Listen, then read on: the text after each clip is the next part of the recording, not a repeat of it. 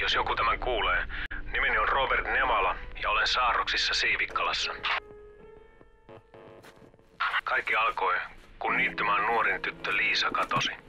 Vasta kun neuvosto suostui pyytämään ulkopuolisia apuun, tajusi joku tutkija vanhan myllyn kaivon. Pikkulissu löydettiin elossa, tavallaan. Jotain oli tarttunut hänen kaivossa. Viikon sisällä se oli tarttunut kaikkiin lissun kanssa kosketuksissa olleisiin.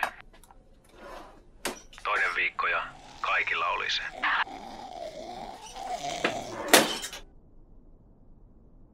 Virpi sai tartunnan ensimmäisten joukossa. Hän hoiti kuumeista lissua. Hän tartutti loput perheestämme. Mutta ei minua.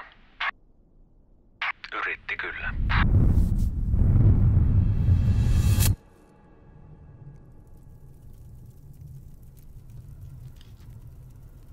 Luulen, että olen immuuni.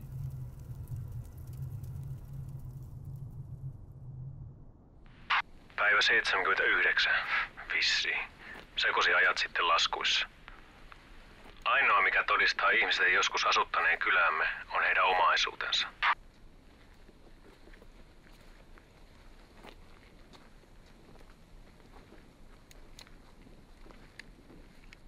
Minä otan mitä vain irti saan. Joskus löydän hyödyllistäkin tavaraa. Ja joskus pesiä. Tuli toimii parhaiten. Ja päälaukaukset. Mutta joskus päättömätkin niistä yrittävät vielä jotain. Päivittäin leiriin eksyy muutama yksittäinen harhailija. Ne ovat helppoja nakkeja.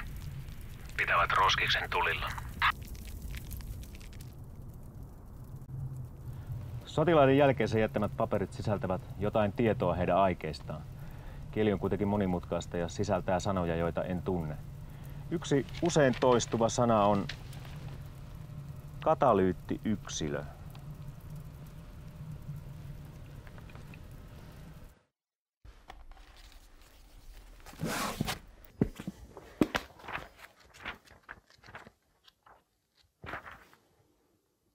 Katalyytti on aine, joka nopeuttaa kemiallista reaktiota tietyissä lämpötiloissa, kuitenkaan itse kulumatta reaktiossa.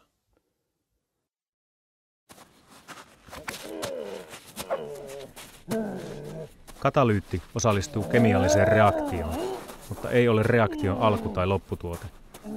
Katalyyttien ansiosta reaktiot voivat tapahtua nopeammin ja matalammissa lämpötiloissa, koska ne luovat muutoksia reaktion kulkuun. Entsyymit ovat biologisia katalyyttejä.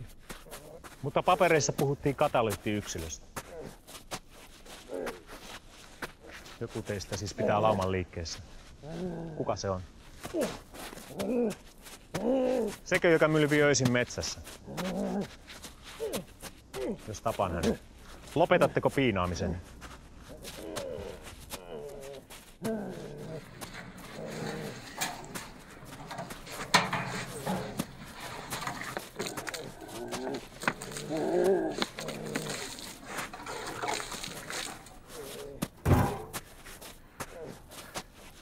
Viimeinen mahdollisuus puhua.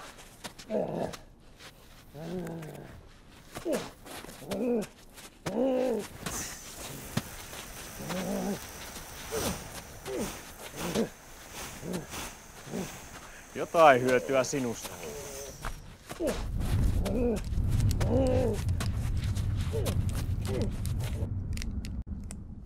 Nimeni on Robert Nevala, Siivikkalan viimeinen ihminen. Koska minua ei ole vielä suuremmin jahdattu, oletan, että ne ovat löytäneet ruokaa myös muualta. En siis ole viimeinen ihminen koko maassa. Jos joku ihminen tämän kuulee, älkää luovuttako. Niin kauan niillä riittää ruokaa, meillä on mahdollisuus. Tämä on todennäköisesti viimeinen viestini. Aion yrittää jotain todella typerää.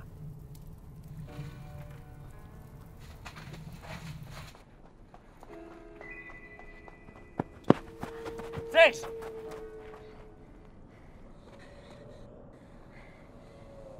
Oot sä kunnossa?